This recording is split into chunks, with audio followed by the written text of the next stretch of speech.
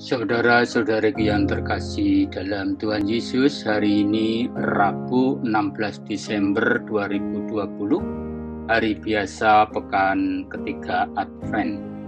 Bersama saya Aloysius Siswa Prayitno dari Paroki Santo Stefanus Surabaya hendak merenungkan sabda Tuhan hari ini. Dan marilah kita berdoa. Dalam nama Bapa dan Putra dan Roh Kudus. Amin. Allah Bapa, kembali kami bersyukur kepadamu atas berkat rahmat kasih-Mu yang senantiasa Kau limpahkan kepada kami hingga hari ini. Kuatkan keyakinan kami bahwa Tuhan Yesus telah dan pasti akan datang kembali. Mampukan kami untuk selalu melihat tanda-tanda kehadirannya dalam hidup kami sehari-hari. Semua ini kami mohon kepadamu Bapa, dengan pengantaran Yesus Putra-Mu Tuhan kami, yang bersama Dikau dalam persatuan Roh Kudus, Allah sepanjang segala masa. Amin.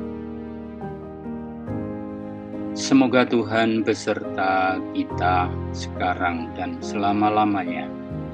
Inilah Injil Yesus Kristus menurut Lukas. Dimuliakanlah Tuhan.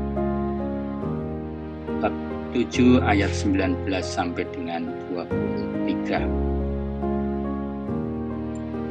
Yohanes memanggil dua orang muridnya dan menyuruh mereka bertanya kepada Yesus, "Tuankah yang ditunggu kedatangannya, atau haruskah kami menantikan seorang lain?"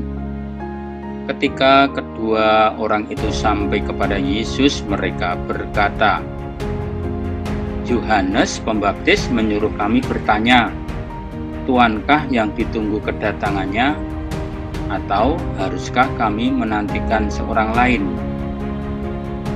Pada saat itu Yesus sedang menyembuhkan banyak orang dari segala penyakit dan penderitaan dan dari roh-roh jahat, dan Ia mengaruniakan penglihatan pada banyak orang buta. Maka Yesus menjawab, "Pergilah dan katakanlah kepada Yohanes apa yang kalian lihat dan kalian dengar.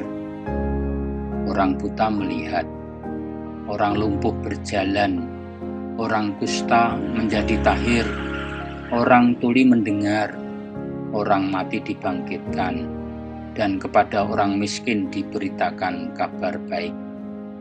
Dan berbahagialah orang yang tidak menjadi kecewa dan menolak Aku." Demikianlah Injil Tuhan. Terpujilah Kristus.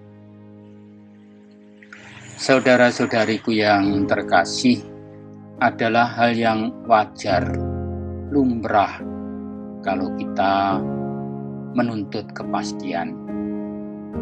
Tidak lega rasanya kalau tidak secara verbal diungkapkan. Meski sebenarnya kepastian itu sudah dapat ditangkap, sudah bisa dimengerti dari ungkapan non-verbal. Ini sering terjadi dalam pengalaman nyata kita sehari-hari. Mana yang lebih penting, kata-kata atau tindakan nyata? Kiranya hari ini pun Tuhan Yesus menjawab pertanyaan kedua murid Yohanes, tidak dengan kata-kata secara langsung. Kedua orang utusan Yohanes diminta untuk menyimpulkan sendiri jawabannya. Yohanes sendiri tentu sudah tahu persis siapa Tuhan Yesus. Tetapi untuk kepentingan bagi murid-muridnya, Yohanes mengutus muridnya itu untuk tanya kepada sumber utamanya, yaitu Tuhan Yesus sendiri. Maka Tuhan Yesus menyegarkan kembali ingatan dan pengalaman kedua murid Yohanes dengan apa yang telah diperbuat Tuhan Yesus. Siapa yang bisa membuat orang buta melihat? Siapa yang bisa membuat orang lumpuh berjalan? Siapa yang bisa membuat orang kusta menjadi tahir?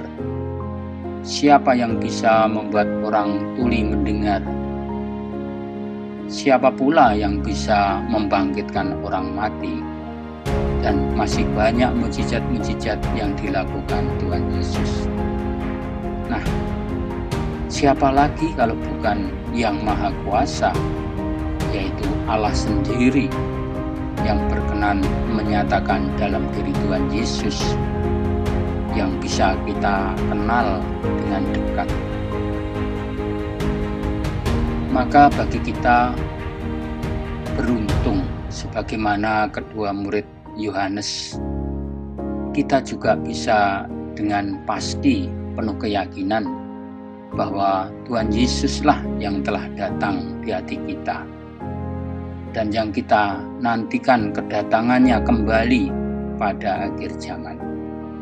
Nah, saudara-saudariku yang terkasih, seraya kita mohon kekuatan dari Allah Bapa, kita persiapkan diri dengan sebaik-baiknya untuk menantikan kedatangan Tuhan Yesus. Maka dari itu kita berseru kemuliaan kepada Bapa dan Putra dan Roh Kudus, seperti pada permulaan, sekarang, selalu, dan sepanjang segala abad. Amin. Marilah kita berdoa. Bapa yang Maha Kasih, terima kasih atas sabda-Mu hari ini. Semoga kami semakin diteguhkan dalam iman kedatangan Tuhan Yesus Putra-Mu pada akhir zaman. Semua ini kami mohon kepadamu Bapa, dengan pengantaran Yesus Tuhan kami. Amin. Dalam nama Bapa dan Putra dan Roh Kudus.